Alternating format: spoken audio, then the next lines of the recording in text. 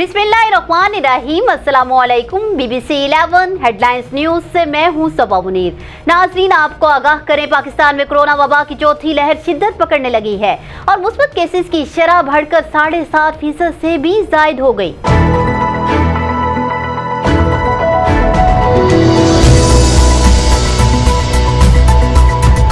पाकिस्तान में कोरोना के आदाद-ओ-शुमार बताने वाली वेबसाइट covid.government.pk के मुताबिक गुज़िश्ता 24 घंटों के दौरान मुल्क भर में कोरोना के 49,947 टेस्ट किए गए, जिनमें से 3,752 अफराद में वायरस की तस्दीक हुई, जबकि वायरस से 32 अफराद इंतकाल कर गए। सरकारी पोर्टल के मुताबिक मुल्क में गुज़िश्ता 24 घंटों के दौरान कोरोना के मुस्बत केसेस की शरह 7.51% रही।